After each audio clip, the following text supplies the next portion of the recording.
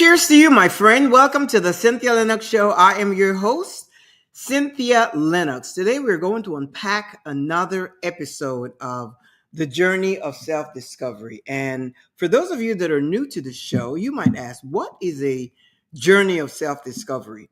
Well, a journey of self discovery is a process that we go through in life. Once you become consciously aware of who you are and the things that you've been influenced by.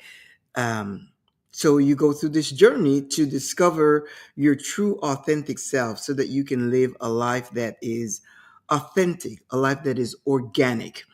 Otherwise, what happens is that most people, and they don't realize it, I didn't realize it, you live a life of performance. Why? Because our identities have been shaped.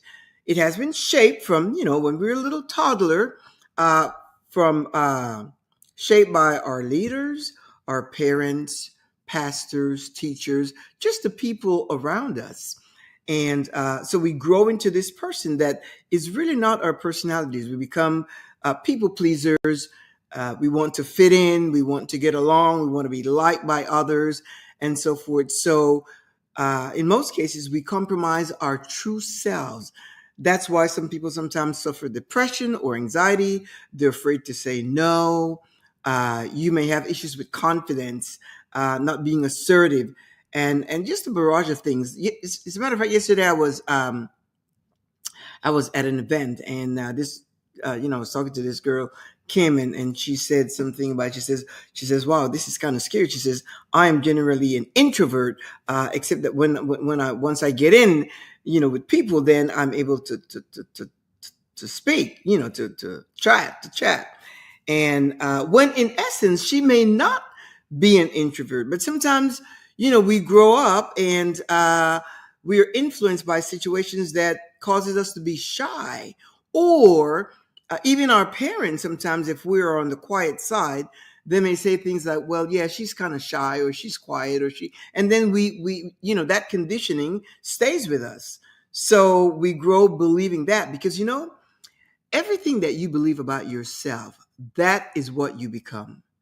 Everything. And your life is based on a belief system about yourself. We believe things about ourselves, and unless we unpack it and get to the root to find out exactly who we are, then uh, we are going through life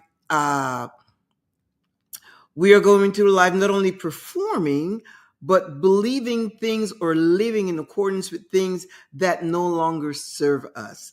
Personally, I really refute things, traditional things, conventional norm, status quo. I pay attention to a lot of that. And I'm at the place, well, I have been at the place, it's been a while since I've recognized my own journey, where I ask why I believe what I believe in anything. In any something as simple as somebody sneezes, ah, shoot, and you say bless you. I at one point I thought, what the hell is that? It's like, what? Why am I saying that? Why am I? Do I really mean that, or is that just a thing we do, a thing we say? Do I really have any? Is that an intentional statement that I'm making? Bless you. It's not even. So anyway, that's just my thing. You just love it. So when somebody sneezes, that's it. They just sneeze and that's it. It's not something that I pay attention to. As long as they don't sneeze in me, or as long as they cover their mouth, nose, whatever. But you start questioning little things. Little things like when somebody passes away, they say rest in peace. That to me, after a while, makes no sense at all because who are you saying that to? If you're saying, well, it's usually addressed to the person that's deceased, and people say rest in peace, and that goes nowhere. That's a cliche because the person is already dead. But if you send peace and love to the family of the deceased, then to me that makes better sense. Peace and love, and peace, love, and strength, whatever it is that you authentically, genuinely feel, believe that you want to say, you say that. You don't just say things because that's what people say, or condolences. Again, if it works for you, you stay with that. That's one of the things with this show. I am not telling you what to do. I share my experience with you because I'm also going through this journey of self discovery. But what is important that you realize is that you are equipped with the knowledge, with the intuition, with the instinct, with the understanding of your life. What works for you? Where are you comfortable in the things you say, in the boundaries you set up, your values, your worth, your standard? You need to recognize that for yourself. And whatever works for you, that's what you will do. And then, with that, you start discovering things about yourself, and it brings you into a place of authenticity where you start living organically. You're not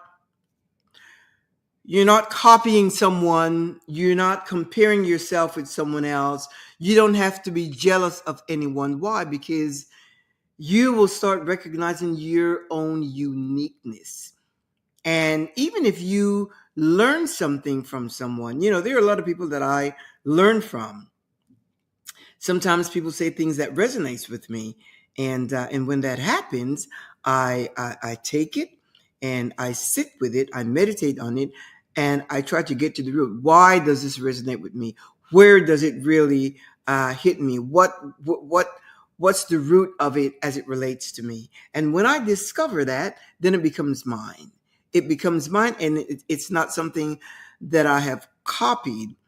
It's like affirmations. There are a lot of great books of affirmation out there that can guide you and give you some kind of understanding so that you can have these affirmation mantra of affirmations that you say every day. And it's really bringing you to a place where you believe what you say about yourself and so forth. Well, for me, a book of mantra doesn't work. I create my own.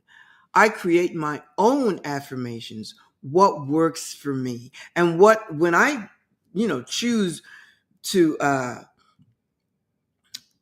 whether it's to say it by repetition or if it's something that I have to do all the time as a discipline, then it becomes me. And then that way it works for me in anything, what it has to do with mentally, psychologically, physically, emotionally, every way at all, financially. I don't do what everyone else does unless it resonates with me. So anyway, this journey of self discovery is for that, so that you can come into a place of freedom, joy, peace, happiness, contentment, abundance, prosperity, and all those things we all desire. We all desire that. You want peace, you want to be happy, you want fun, adventure, and all of that. And when you are your authentic self, then you don't have to perform. You don't have to go looking for happiness. You don't have to chase contentment. You don't have to chase joy. Why? Because when you are functioning in your authentic self and organically, these are things that you attract. It's just like life itself. When you think about life, some people say things like life sucks, even if they have some sort of a mishap or uh, some kind of an issue that they may be facing. They would say life sucks. Well, life doesn't really suck. Life is great. And again, whatever you believe about yourself, whatever you believe about life, whatever you believe about anything, that is what you become. Now, I believe life is great. Life has been good to me. Um, and I don't put these little pauses, hiatus that says, of course we all have issues, or we all have had to deal with downtimes and bad moments and I don't do all that because we know that. But whatever mishap or inconvenience or life situation that you may have, it's how you manage whatever situation it is, how you handle it. What is your perspective on it? What is your perception of yourself in dealing with it? So it's really up to you. I am telling you, my friend, you are able to chart your course. You can live life on your own terms. You are able to design the life that you want. Don't wait for things externally to happen, or depend on someone else to give you the green light. You're looking for validation, affirmation, permission. You don't need any of that. You make a decision and then you move forward. But to do that, you must know who you are. And so many people don't really know who they really are. Now, that's not an easy thing to say to someone. Some people get offended. Some people become indignant and say, well, what do you mean I don't know who I am? Well, you just listen to people talk. One of the things that I have noticed recently is that when something happens in people's lives, people don't take credit for it. They don't take credit. They deflect. They don't take credit. They don't own it, acknowledge it, and know that this achievement happened because of my efforts. I put in the work. I put in the effort. I did the research. People don't, many folks, they don't take credit. And there are some reasons for that. One of the reasons, it could be psychological, social, or cultural. Sometimes, when we take credit, some people are afraid of being accused of being arrogant, or prideful. Now, arrogance is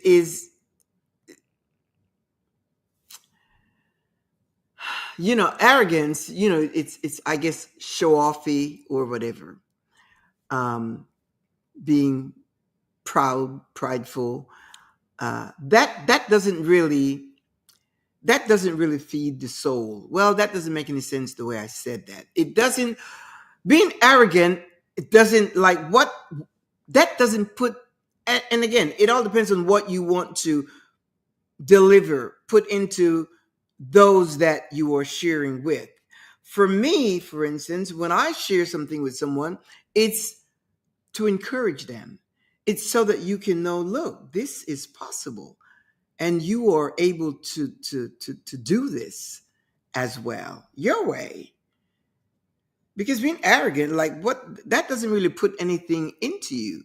So people are afraid of being accused by others. So you don't see, I I applaud myself when I accomplish something. Something as simple as walking. I wanted to achieve a certain distance in walking. I started out with, 1 mile, well, not 1 mile, 2.5 miles, and then, 4 miles. And then I reached the 7 miles uh, target. And that for me was an accomplishment. I'm not going to wait for someone to validate me or to I know I did it. I put in the work. I walked in the sun. I walked the distance.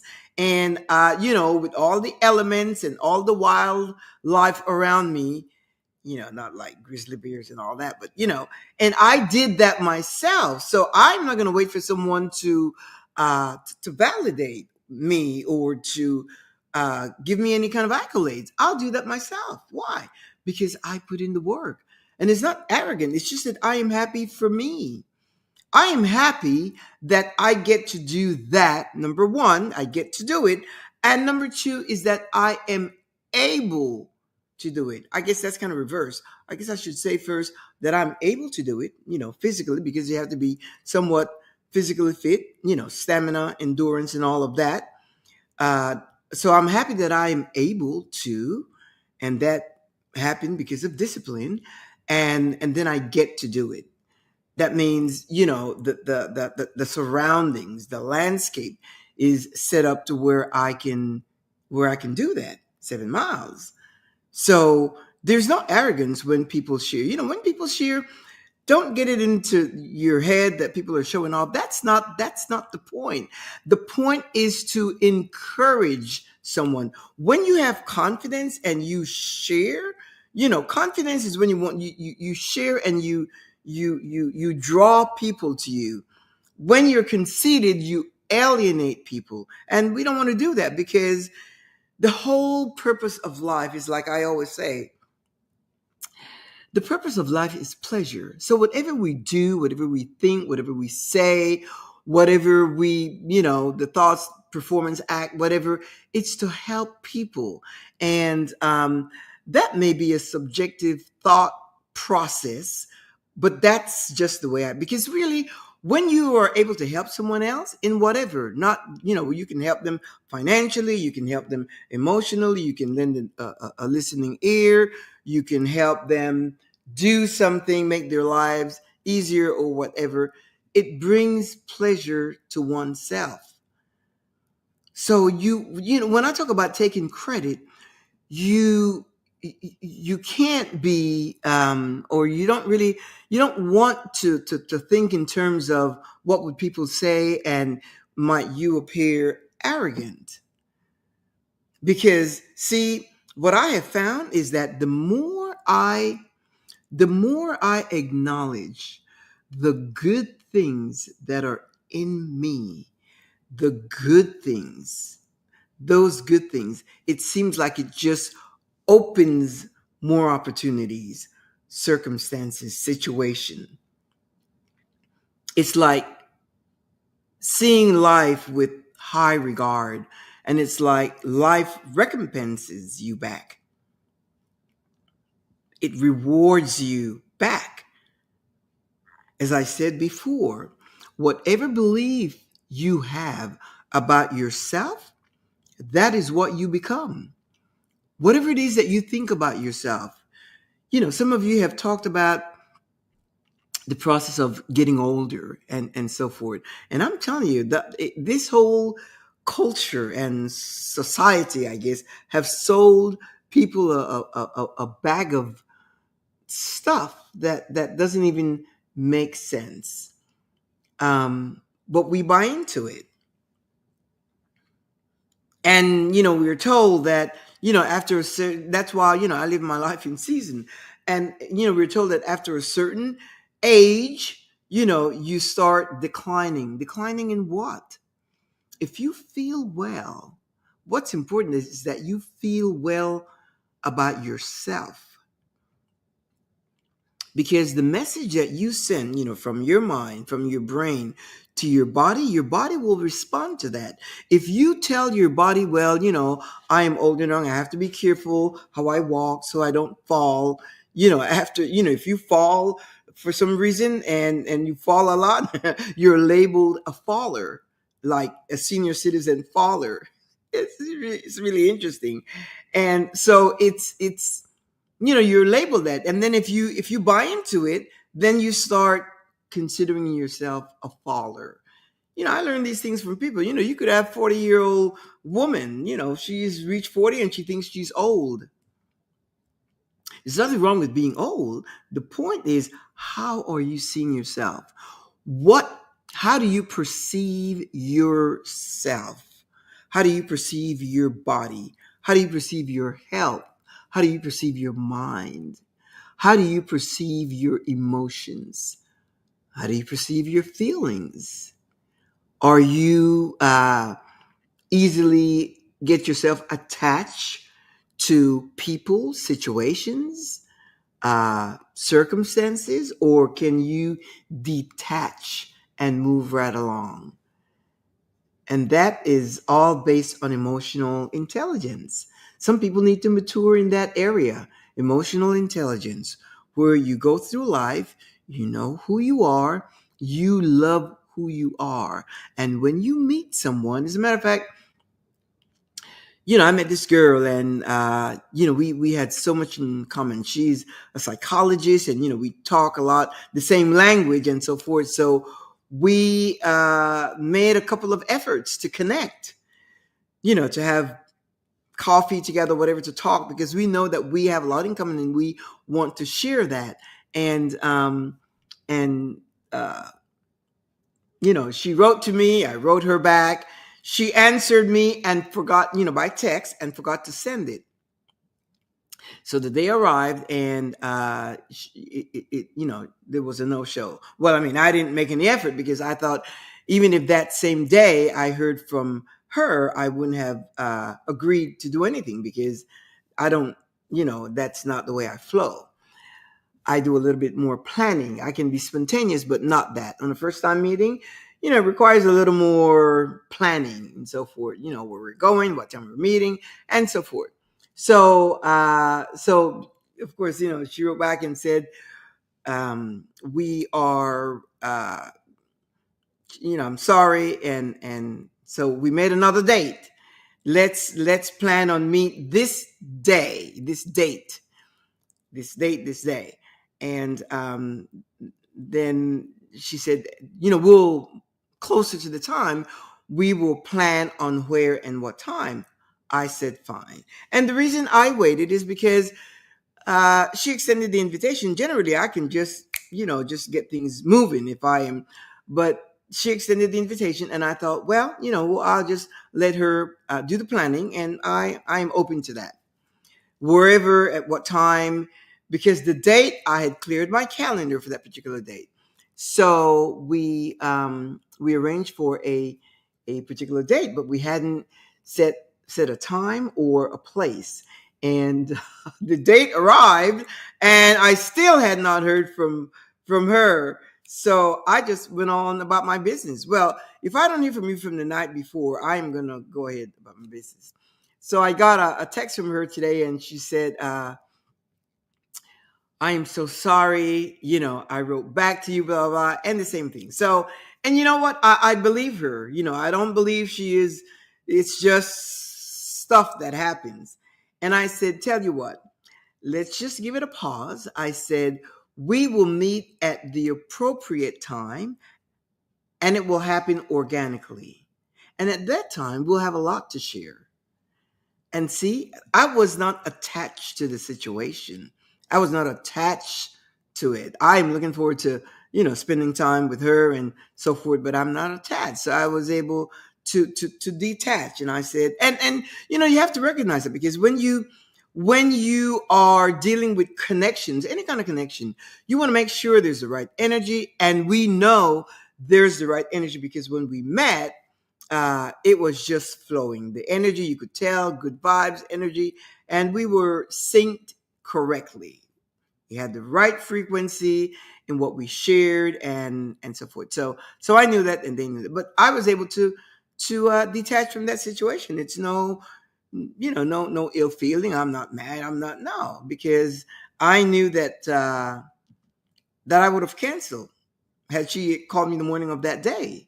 I would have said, no, I need more time to plan, because I have a very busy schedule. And so anyway, but when I clear the day for whatever, then that's okay, because really I didn't really have a lot going that well. I did. I had an event in the evening, but that was in the evening, and we would have met like for lunch or something like that. So it's important that you learn to detach from things and not become so attached that you just can't, you have no wiggle room. You have to manage your emotions. You have to have emotional intelligence so that you can navigate through life somewhat unbothered, or not really giving a lot of oxygen to situations that that can change, modify, you can adjust, and so forth. Again, whatever belief you have about yourself, and I cannot stress that enough, because most of us have a belief, and when you believe something about yourself, comes to a point where you know it, because belief is when you're not sure. Belief is not logic, is not knowing. Belief is when you are not sure, you're not certain. There's no proof that you can do it. It's like when I believe I can walk 7 miles. without huffing and puffing. As a matter of fact, when I walk, and my coach, which is my husband, he would call when I'm at a certain distance, so whatever. And I said, and I would ask, I would make sure that I can walk and talk without huffing and puffing. And this way, that you are going at the right pace, at the right tempo. You're breathing, and all of that is all uh, adequately aligned, so that you're not pushing yourself beyond what you're able to. So I've come to the place where I know I can do a 7 mile walk without huffing and puffing. So when you believe whatever it is about yourself, you believe it, and that's why some people have mantra. They have motto. You have a mantra, which affirmations is what they're called, and you come to a place where you affirm, and you share, and you talk to yourself. Some people look in the mirror every morning and they affirm. They say their affirmations, and sometimes, well, that's like repetitive. They do it over and over and over, so that they can come to a place where and when you know that then you will embody that and exude that. You will start living organically. You don't I know this person that's going through that right now, and she keeps repeating the same thing over and over and over and over and over. And I know it's to convince herself that of what she believes. And sometimes you have to do that. You repeat it over, and but when you're with in public, this repeat it over and over and over and over. And sometimes we have to have a little patience with those folks, because that's what they have to do to believe, to get to a point, to get to a place where they know who they are, where they know. Because when you no longer have to perform, you no longer have to think of things, you no longer have to, kind of wonder. Why? Because you know who you are, and that allows you to walk in a level of assertiveness and confidence. So, as far as taking credit, put away this thought about being arrogant. And when you go through your social media and things like that, and you hear or see people post stuff, if you don't like it, there's a trick that I learned. I can go through. Oh, let me turn off this light here. I can go through my social media, and I'm like, what's this? Why are they writing this? And you know what I have learned? That I can do like this,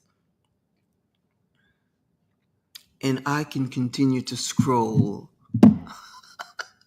I can continue to scroll and not be bothered with what I just read. If it doesn't resonate, if I think it's crazy, because there are, some reels that you see is like, why do people allow themselves to be in that kind of situation and so forth? But I can just scroll. I have become a serial scroller, and so can you, because it just really, just puts you at in a different mindset. First of all, it allows you to understand that whatever somebody writes or posts, they have a right to do that, and if that's the way they're feeling today or whenever, then that's them. You don't have to mess up their jam, and you can post whatever you want, and whatever someone has to say, it doesn't affect you, because guess what? You won't know what they say. I know one time I posted something uh on social media, and it was a meditative thought. No, what was it? Anyway, and somebody uh wrote something, a comment that wasn't complimentary, and I saw it, and I immediately, your ego kicks in, and nobody can say you don't have an ego.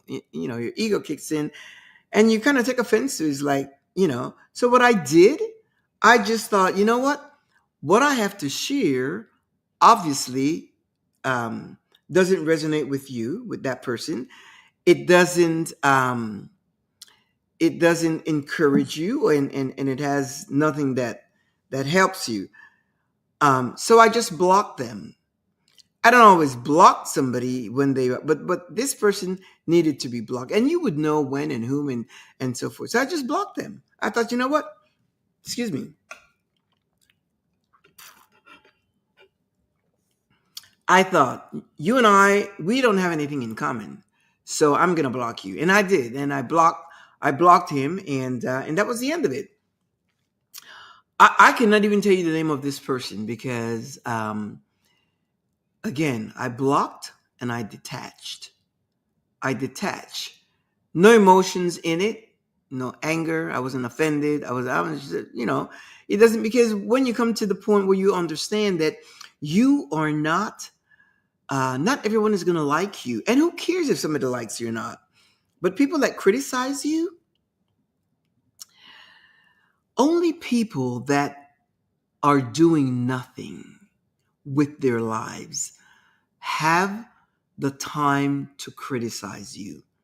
When somebody is busy moving and shaking and doing stuff, having fun, adventure, enjoying life, I don't have time for that. They don't, they see something and they applaud you. They applaud you. I have a friend. Well, she's not a friend. It's somebody that I know, that I respect, that I admire, and that is in Greece right now. And it's someone I met. She gave some kind of a event, and I attended, and we kind of clicked, and I like her work, she likes my work, and so forth. And she took a trip to Greece, and she's posting all these pictures and all these stuff, and it is fantastic. I love it. I've been to Greece. I've been to Greece. So I have had a different experience where I went. I went to another city, and she went to another city, and she's posting all these pictures, and I can so relate because I've had the experience. But even if I didn't, it's just wonderful because it makes you, it opens your awareness, and, you're happy, she's happy, and, smiling and laughing and having so much fun. And you really feel happy for that person. Is she boasting? Of course not. She's sharing her experience. She is sharing her experience of what's making her happy and content, and the adventures and all of that. And so I embrace that. You don't have to be, you know jealous or anything. No, there's no reason for that, because guess what? If that is something you want to do, you can do it. Whether it's Greece, Luxembourg, Brussels, Amsterdam, Denmark, wherever. If you want to do it, if you want to travel and go places, even if it's starting with simply, well, I shouldn't say simply, even if it's starting with a beach destination, you can do it. That is a belief that you can entertain. Of course you can do it. Don't look at your finances. Of course, if that's what you want to do, of course you can do it. Once you decide and you start planning in your mind, you start planning, you start, uh, researching. First, you make a decision. Where is it that you want to go? What is it that you want to do? Don't let anyone tell you that at this stage in your life, you are winding down. You're waiting. You're coming to a close. Don't buy into that mindset. Don't buy into that mindset, because it's not true. The way you feel like this, over the weekend, we were invited by the president of, it's called United Rocks, and they uh, they sponsor an activity for kids with special abilities. And so, they invited us, my husband and I. And what it is a rock climbing activity. Now, the only time I've seen this rock climbing activity is on cruises. Whenever we're going to cruise, that's generally part of the entertainment that they have, the activities that they have, and you see that, and it's just mainly kids, climbing rocks and stuff like that. Well, this place was pretty sophisticated, and this is like climbing rocks with all the gear and to a far distance up in the wall, and it was interesting because I went and I wasn't quite sure what we were going to see the place and all of that. And when I realized that they are, um, they need some help and, to volunteer with the kids and so forth. And I'm telling you, the kids are, well, all different ages, but they're just precious. And this rock climbing thing is like, it's a sport. I didn't realize it was a sport. And I think that we're in the Olympics and all. As a matter of fact, they showed me a picture of this guy. He looks, climbing a wall, and the guy looks like a roach because it was like climbing, and he could do it in like 3 seconds. That's just blew me away. And they would like some help, volunteer help, to to help them out with the kids and so forth. And so anyway, I'm going to go back and I thought of that. I thought of it and I thought, rock climbing, because I am pretty adventurous in certain things. And, like I roller skate and I like to walk and I jump rope and things like that. And these are things that I enjoy, but I've never like rock climbing. I've never done that. But now I'm curious. Now I want to do it. As a matter of fact, she said, come dress comfortably. And I did, but really not prepared to climb that day. There's some special shoes that you wear, and then they put the harness on you and you go up, and it's not as dangerous as it may be, but it's an entire body effort. Your torso, your quads, your biceps, everything. It takes every muscle to take your body up that. And now I am so curious. As a matter of fact, I said to my husband, I don't think he's up to it, but I said to him, I said, you know what? I think I'm going to do it. I'm going to, talk to her again this week and see how it fits into my schedule so that I can do it, because that would be new for me. It would be new, and now I am um I am motivated to challenge myself. I am so motivated to challenge myself. So I'm going to see how that works. So my point in saying that is, don't let anyone tell you you can't do certain things after a certain age.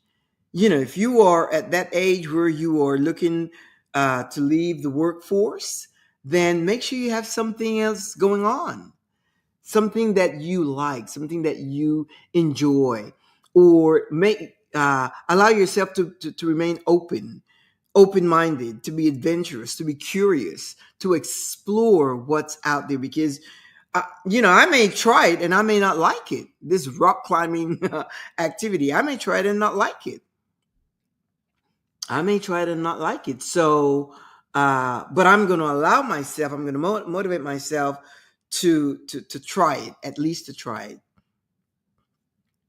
So anyway, these are all thoughts. Again, thoughts, belief that I have of myself, that I get to do it and I'm able to do it, or the other way around. Either way, I'm able to do it and I get to do it.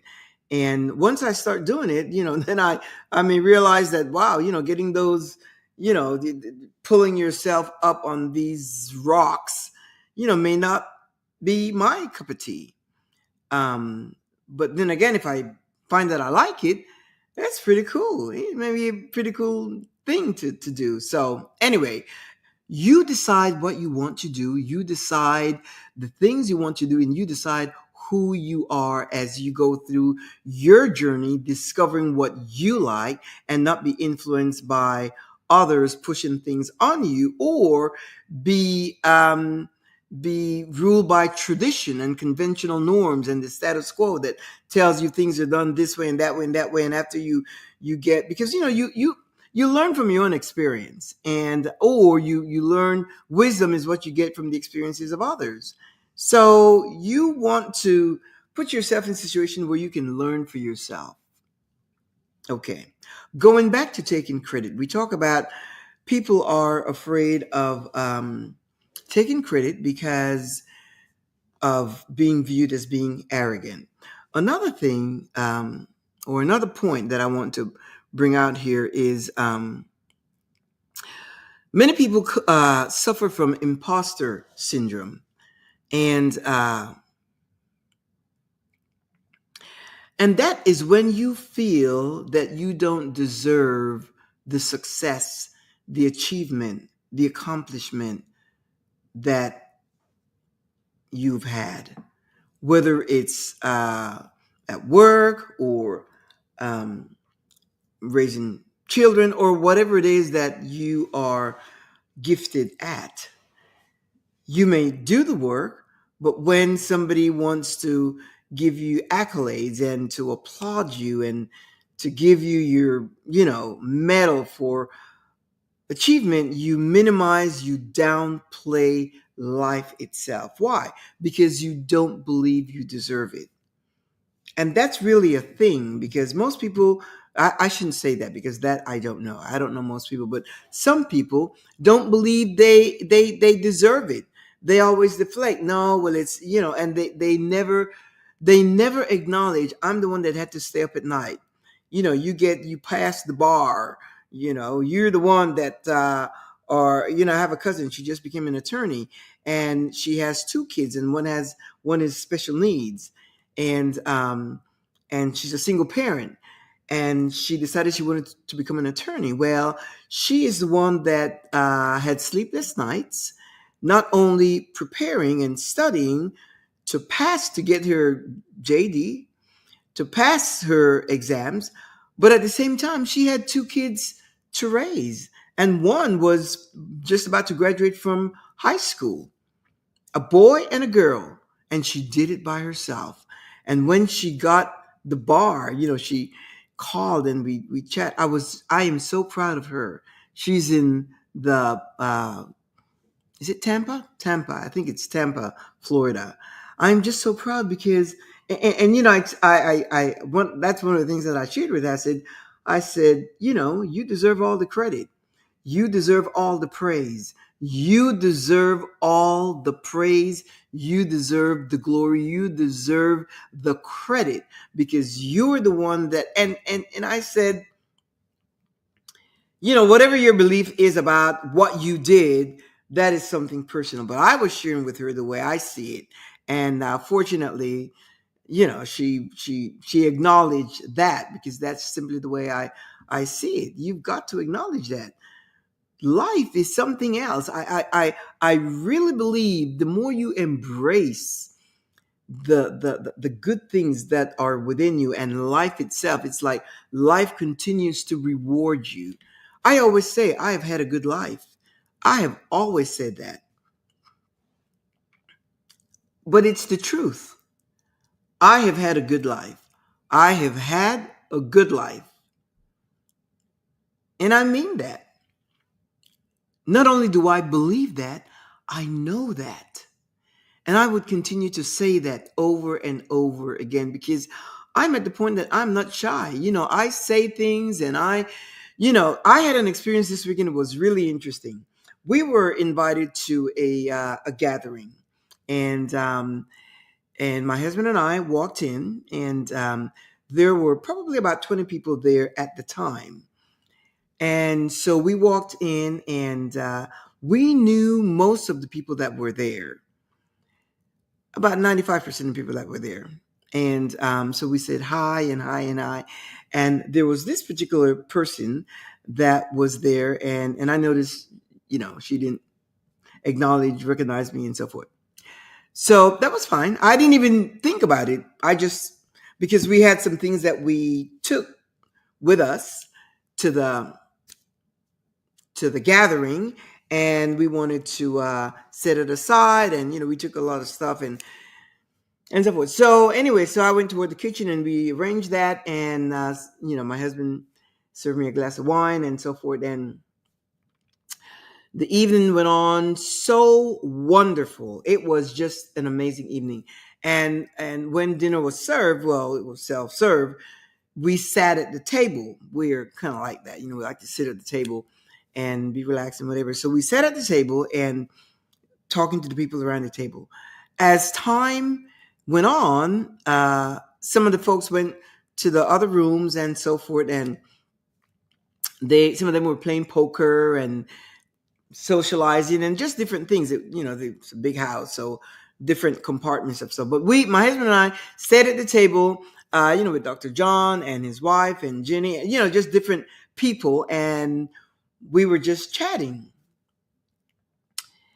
Later, this person approaches me, and I don't know what started the conversation, but we started to talk, and and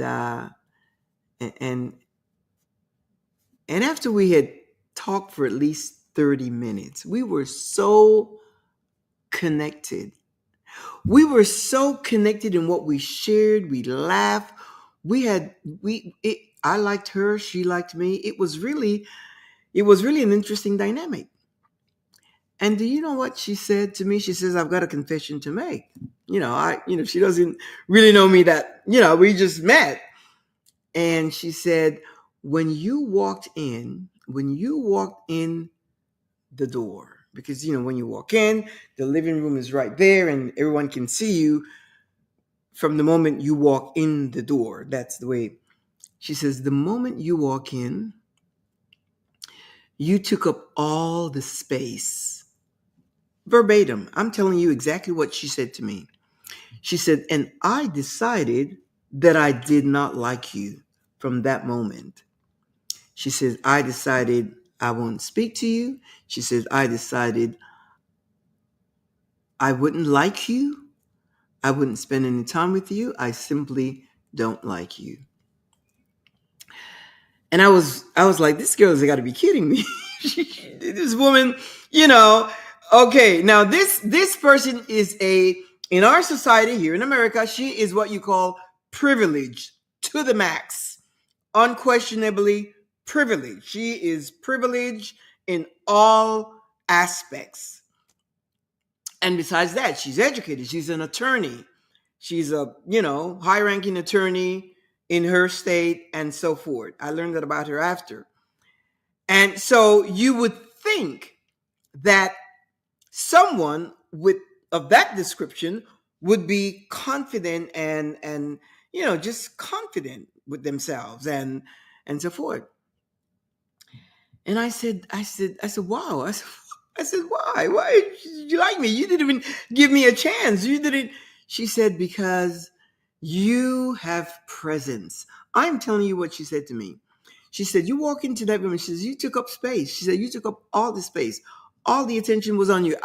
Something that I did not even realize. It did not even dawn on me, because my husband and I, when we go places, we go in and we will approach you, shake your hand, or give you a hug, depending on how, close we are, how we know you. And we just make ourselves comfortable. We just do that automatically. We just go in and I'll give you a good handshake if you're new, or it's good to meet you. I'm Cynthia Linox, or I'm Cynthia. You just make yourself and look you in the eye and posture, all of that. And she started telling me these things about myself, the way she perceived me. She said, you took up all the space, all the attention. That confidence intimidate me. That confidence made me feel small. She said that confidence made me feel inadequate. That's exactly what she said.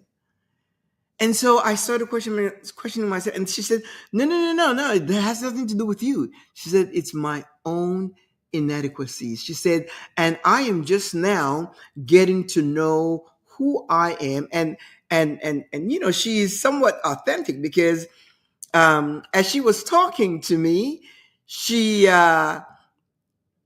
she was very outspoken, and uh used some words that were colorful, and I liked the fact that she felt comfortable enough with me to be herself. When somebody talks to me and they use colorful words, I don't get alarmed because they're just words. You attach meaning to it, you make it good or bad, right or wrong. I don't get all bent out of shape. I don't. There's no bad word. They're just words, and some words are used for emphasis. So, but I was happy to know that she had the confidence to be herself in my presence. So the concept, the perception she had of me, it was totally wrong. And she recognized it. She knew it. She acknowledged it. She shared it with me. She said, I just thought, I just felt inadequate. And then I thought, well, like, what made you come around here to talk to me? Because she came around to the formal dining where we were seated, and a conversation ensued. And I didn't know that, that she was thinking all these things initially. I had no idea. I had no clue. I was just about my business, talking to the people at the table, and we were laughing. And, it's always good, stimulating conversations when we gather with this group. Always great. Everybody is well traveled. They're all professionals, so everybody is well traveled, and you know some just came back from a river cruise, and they were sharing, and it's just wonderful to share those things about cultures and all of that with our friends. And she had just come back with another couple from the Danube River. That's where they went, the Danube River, I think. Anyway, the point is, they had so much to share, and it was wonderful. But when she told me that, it just blew me away. It's like, wait a minute. And you know what? It's really interesting because I started thinking, gosh, you could be in a crowd of people that, some people just don't like you, and they just I mean, if I don't have chemistry with someone, I just move on. And there are always other people that you can connect with. But she said she decided in her mind that she would not like me, that she would not like me, that she would not talk to me, spend any time with me at all. And she just went on to say, you just have all this presence. And anyway, we ended the evening that well. We took a selfie together. We exchanged our phone numbers. And she said, please, let's keep in touch. She said, I'm going to go back and share this with my sister, this experience with my sister. And I said the same. I said, call me anytime. We'll keep in touch. And as a matter of fact, they were on their way on a road trip in a nice Winnebago, one of those trailers, beautiful. It looks like a house. And they're on their way up to Alaska. Imagine that. Imagine all the things they had to share, or she had to share. And I enjoyed hearing all of that. I enjoyed hearing all of what she had to share. But what really shocked me is her saying, I decided I wasn't going to like you. And I said, well, gosh, I'm glad you gave me a chance, because look at all this rich conversation we have been able, we have had this evening, just by virtue of us spending time together. We probably spent about an hour and a half talking, almost 2 hours. And in the meantime, my husband was over there talking to her husband. They hit it off. Men think differently, because they were talking about things, and they were having a good time, and it was just wonderful. But so you'll see that not everyone is going to like you. And she may have thought that, my presence to her, because of her inadequacy, made her feel small. And she said, you took up all the space in the room. And that's not my intent. But when I go in, I'm gonna address each person individually as I can, and some that were across the room, and I said, and something like that, and I didn't make my way because we had things in our hands and so forth, and but so you have to know, see, you have to know who you are. You have to be comfortable in your own skin. You have to own who you are. You have to take credit for where you have come. And if I have taken time and effort to come to this place of confidence and assertiveness and knowing who I am, and trust me, there's a lot to learn because I continue to learn. I continue to discover things about this Cynthia right here that sometimes shock me. And I had a conversation with my husband the other day, and we were talking about personal growth and growing and so forth. And I was saying that it's so great that we are both growing, evolving in our own space, and we respect that. And then we share the things that we have learned.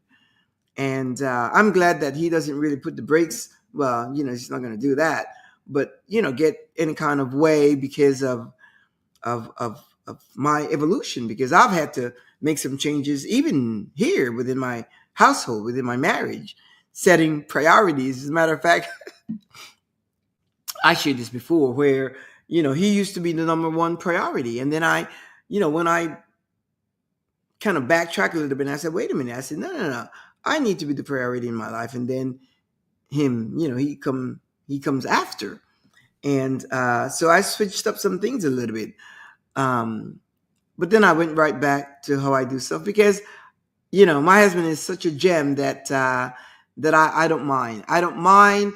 It pleases me. It gives me pleasure to do him well, or whatever it is that he may need. Whatever, it gives me pleasure to please him. So, whatever it is that I intended to change, it didn't happen because just trying to be the priority to make a point is not the point. The point is whatever brings you pleasure.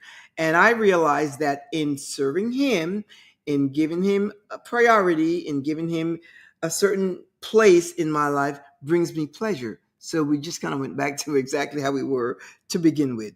But don't be afraid, my friend, to take credit. Don't be afraid of criticism or judgment. When you know who you are, that's why it is so important that you come into your own identity.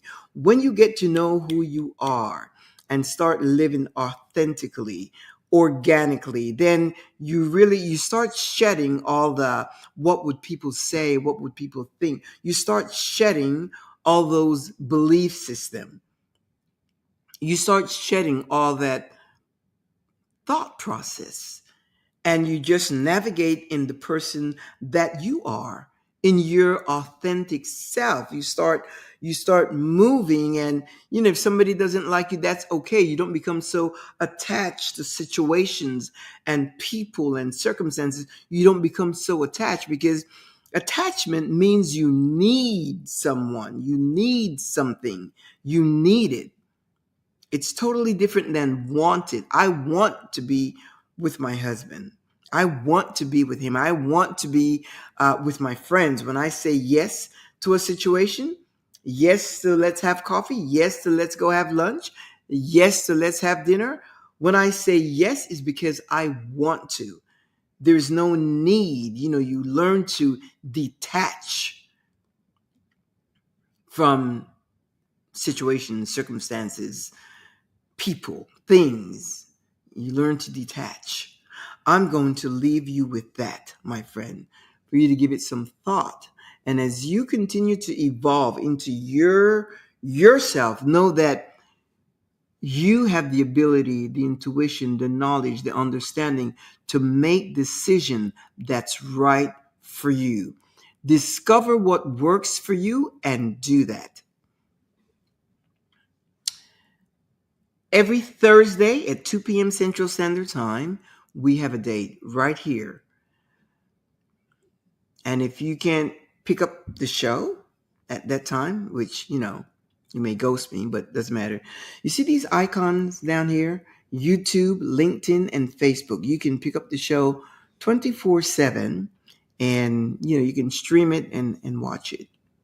In the meantime, I encourage you to pay attention to your own journey and be intentional in everything that you do. With that, I'm going to say ta-ta. Have a fantastic weekend. Whatever you choose to do, make it fun. Be safe. Of course, tomorrow is Friday, so you have another day of work and then to enjoy the weekend. So, hasta la vista. Hasta la próxima semana. A tout à l'heure. Au revoir. Ciao. Bye, amigos. And I will see you next week. Same time, same place.